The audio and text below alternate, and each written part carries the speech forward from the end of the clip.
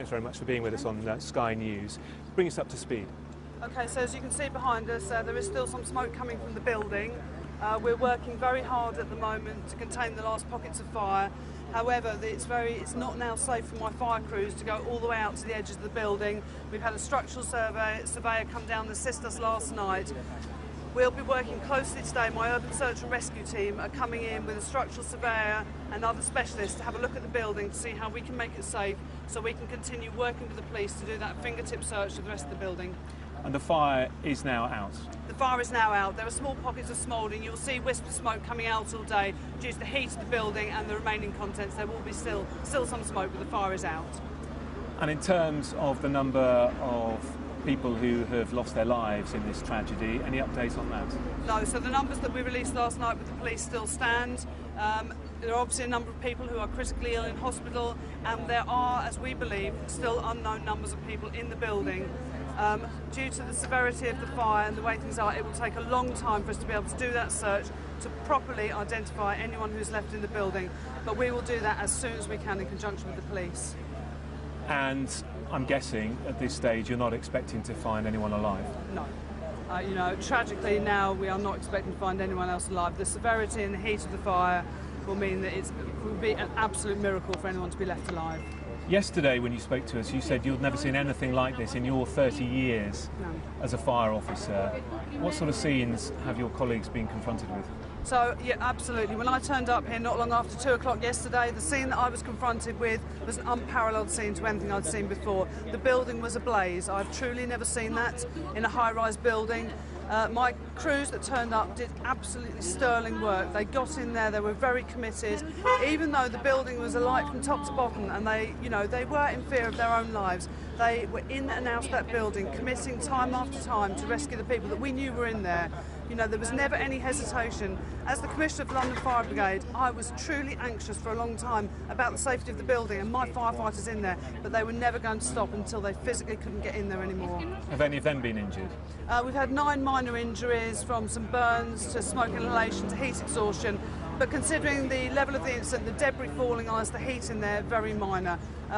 The thing that worries me going forward is the psychological effect. A lot of my firefighters yesterday experienced things they will never have seen before, and I spoke to some people who were truly distressed, not least of all because they knew there were people still in there and they were battling through the heat and couldn't get there. You know, a lot of us went home last night. I'd been up for virtually 24 hours. I couldn't sleep last night. What went on yesterday truly traumatised a lot of people. You know, London Fire Brigade, we care about people, we're passionate about people, and it will affect a lot of people going forward. There's talk about the cause being perhaps a domestic appliance, maybe a fridge exploding. Is that your understanding? So at the moment it's really far too early to speculate on that. My fire investigation team, who are an incredibly professional bunch, have already been into the building with the police, into the flat of the origin, and have taken pictures and taken away large numbers of sampling, which is standard procedure of what we do, and within, I would estimate, quite a short period of time, we will try and pinpoint the start of the fire, but we've got a very professional team working with the police who will do that going forwards. And Dany, as the fire officers go through carrying out this search, as you've been talking about, the fingertip search, how long do they expect to spend inside each flat, on each floor? Just talk me through the process. So the process is, at the moment, you can appreciate the lower flats, as you may well have seen, some of them are far more intact than the upper flats, so it's far easier process to go through. However, we will go through and collect evidence. You know, for instance, we want to make sure that the people that we believe lived in those flats lived in them, so the police will be looking for identification forms for people. We will also then, going forward, be going up to the upper flats where there's far more fire damage. And as you can appreciate, once a lot of things burn, there's debris on the floor, and that's a case of doing a painstaking search so we can see what's in those buildings. It will take some considerable time, and I know that is no solace for the people who've lost people and who wanted to hear news of loved people. We want to do this in the best way and the quickest way possible, but we must do it with certainty so that we can give people the news they need to hear. Of course, absolute priority. How many people do you think are still unaccounted for? Do you know, I have no idea. I genuinely don't. We took a number of calls yesterday from people who were in the building. We don't know if a lot of those people got out by themselves. We don't know if people transferred to other flats, so I genuinely don't know. It's a shocking number that have already been involved in this fire. It's something unprecedented for us. I wouldn't want to speculate, but I suspect the figures will go up.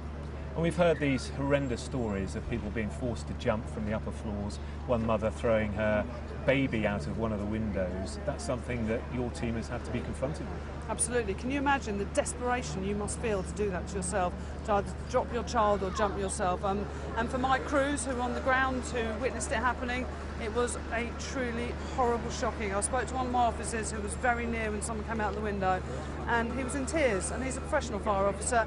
You know, we like to think ourselves as roughy, tufty and heroes. They are heroes, but they have feelings, and people were absolutely devastated by yesterday's events.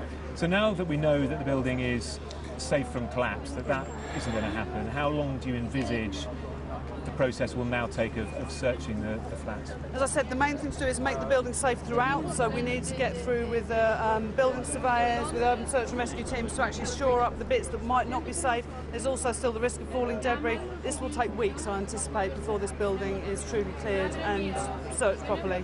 And how many crews have been involved so far? I've probably had over 300 firefighters here across the night. We've also had assistance from Surrey Fire and Rescue and Kent Fire and Rescue with some specialist equipment, and I can't thank enough the emergency services partnership working together and the help of other people who volunteered to help us. It's been truly outstanding. And you've had fire officers offering to come in on holiday, come in and do extra shifts? Oh, absolutely. I've got some of my senior officers flying back from on holiday to help with additional shifts. I had people volunteering. I had night watch crews last night that should have gone off duty at 9:30 in the morning who were still here at 4 and 5 last night. There was no moans, they just wanted to carry on doing it and carry on helping. And just before we let you go, you're a very busy person this morning. Just once again, give me an impression of how horrendous this has been. You said you didn't get any sleep last night. No, it's truly affected lots of people. It was the worst thing I've ever seen. It was a horrendous major incident of a large scale that involved so many people. It was beyond belief, and words can't really describe it. It was just that truly awful. Well, it is remarkable work you're doing, and we're so grateful for the bravery of the men and women who have been here over the last 24, 36 hours. Thank you very much indeed for talking to us. I appreciate that. Okay, Thank you.